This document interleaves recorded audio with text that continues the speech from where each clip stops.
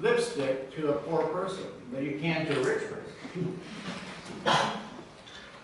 So basic subsets of content marketing: brand storytelling. Great stories that help create emotional connections with your brand. Brand journalism, reporting on news and trends and framing a story from your brand's perspective. News trends. And oftentimes the news trends are surveys. And surveys are about what people think about a product or a particular category. So a news trend could be a survey that you've done for your product or your company. Or it could be part of a trend in terms of what's being developed on the market in general. For example, solar. Solar is big as an energy source right now. And perhaps your company is now developing solar power not only for its own manufacturing, but perhaps for selling solar panels. So we're talking about branded content. Content about the essence of your product without mentioning it. So that gives you some examples. The concept of brand journalism. The first is an emphasis on journalistic writing. Can you write a story about your company or product in a journalistic way? And that goes back to my book called Public Relations Writing, where I spend a lot of time teaching about journalistic writing. They've learned here journalistic writing, right? Yes. And feature writing. So we're putting it into a sort of a journalistic standpoint rather than a promotional standpoint.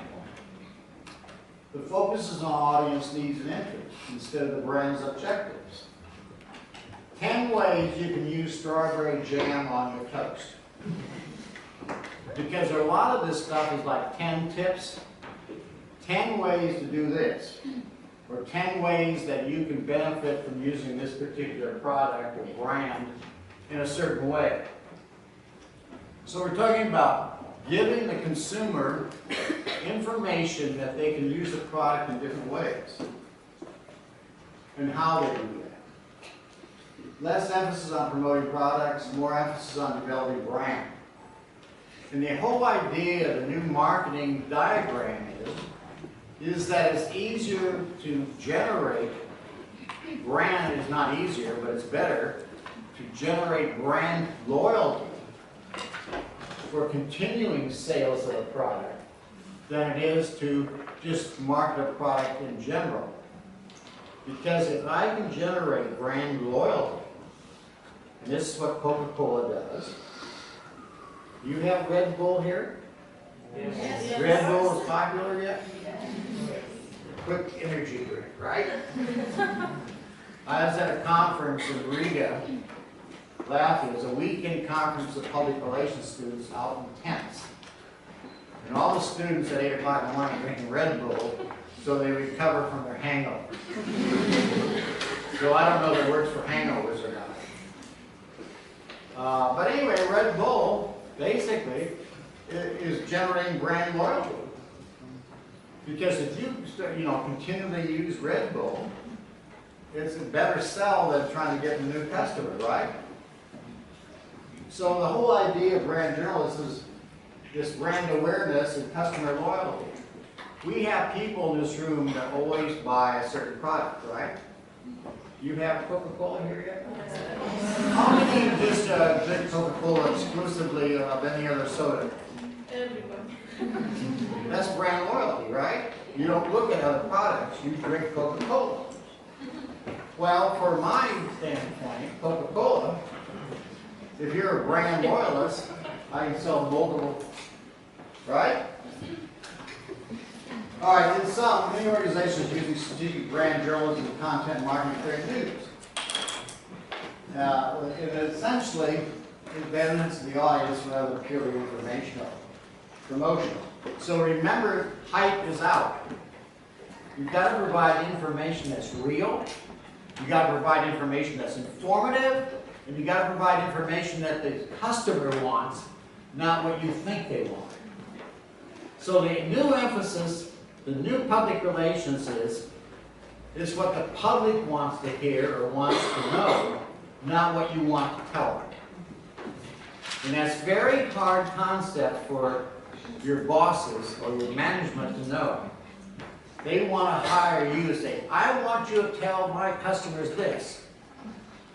The customers could care less sometimes about what the company wants to tell them. The customers want to know want certain information. They want to know how this is going to help their lives, not how it benefits the organization.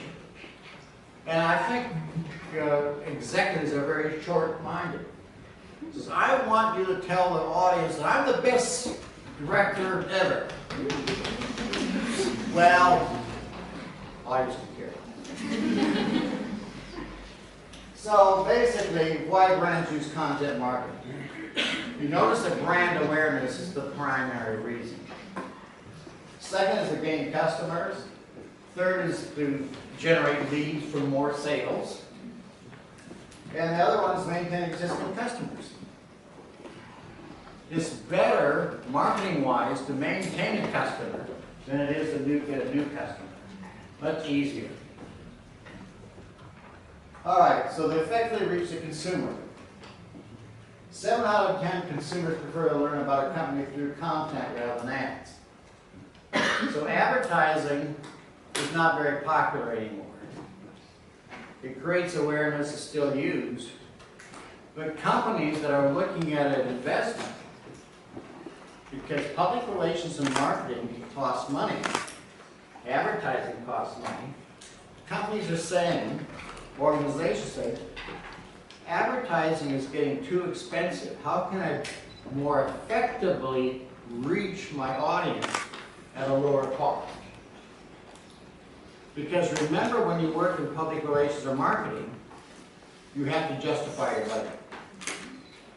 You don't have carte blanche. Spend anything you want. You have to always argue about your budget. So let me just go back to that again. Anyway, more than 60% of consumers are more likely to buy a product from a company that has custom content. Unique content is a third reason. Let's look at some examples. The anatomy of brand storytelling. Is it relevant to a customer's needs? Does it offer real expertise? Does it reflect the brand's essence? Is it high quality? Does it inspire brand loyalty? These are the criteria in which you judge your content. These are really real questions. All right, let's look at it. The many platforms. There's 3 levels of media you now work on because of the internet and social media. The 3 levels are what we call earned media, owned media, and paid media. Are you familiar with those terms already? Yeah. All right, let's look at earned media, the advantages. Journalists and editors select your story. They give your story more credibility. The story raises brand awareness, no cost. At least no cost of pricing. There's a cost in terms of writing or preparing it. And earned media has the highest credibility. It has higher credibility than owned media, and it has obviously higher credibility than paid media. Because if it's in the newspaper because of its value, the newspaper has given it what we call third-party credibility. They've said this is valuable, this is a good information. So on a scale of earned media, it's still very important to do media relations with the mass media. Whether you're talking about newspapers, you're talking about magazines, or you're talking about television and radio. Still very important. Because it gives your information and content the most value in terms of credibility. Examples of earned media. These are all earned media. That's a typical sort of news release. Can't read it very well. But news releases often contain a photograph now. And news releases in America now include an internet connection or a tagline. You can access it on your mobile phone. You can access it on LinkedIn. You can access it on Facebook. So they oftentimes do the tags. Features. These are features that are content. One All-American Summer Flavor. This is all about watermelons. Something we eat in summertime is watermelons, and I guess you might have it here, right? Yeah. This is the Watermelon Association of America. So they prepare recipes. How to prepare watermelon, you know, fruit cups, carved watermelons, serve it, all that stuff. But this is by the Watermelon Association. It's offered free to newspapers around the United States. And because it looks like an article, newspapers use it a lot. You know, on the food pages, that sort of thing. But remember that the main thing is at the bottom of that it says, feature provided by the Watermelon Association. And this is one of the key things we're talking about in terms of transparency. A lot of newspapers will say, well, I'm just going to pretend this is mine. When then actually they use it because it's given to them. We'll talk about that because sometimes mass media uses all our stuff but don't give us credit, right? In other words, they steal it from us. You provide a photo and they pretend it's their photo. You provide the video coverage of the event, but they never bother to say this is provided by the organization. They just pretend it was there. So, you know, that's why we subsidize the media. You know, the media can operate without all of you in this room. So anyway, we got that. We got this sort of thing. Various platforms, you can't read about this, but basically the platforms that this watermelon thing was used on, it's used on radio. There's a radio production of it. There's a television production of it. There's a mobile edition of it. So one of your obligations now for content is that you have to learn how to prepare 5 or 6 different ways. As a news release, as a feature article, how it's going to be adapted to the mobile. This mobile is a very narrow screen, very small screen. How are you going to adjust it to a television commercial or a television video? So all your production on one product, it takes a lot of work.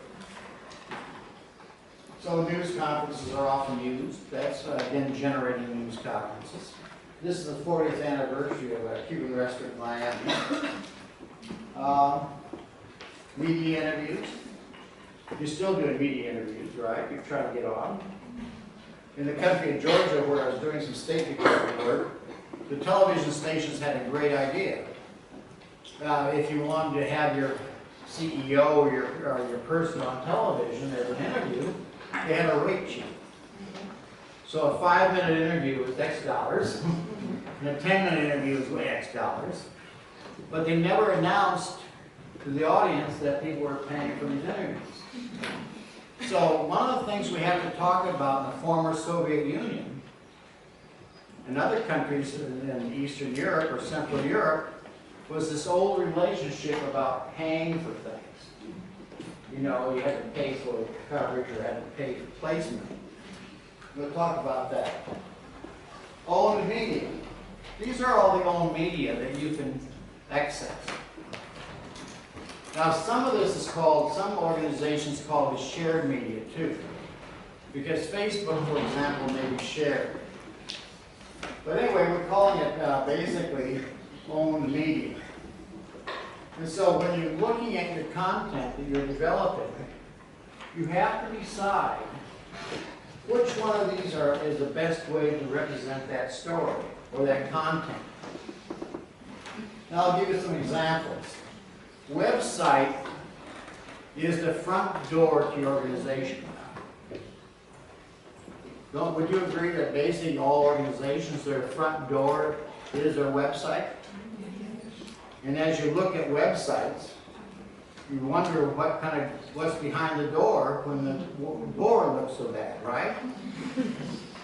And more organizations spend a lot of attention on their website, you know, their home website, their home page.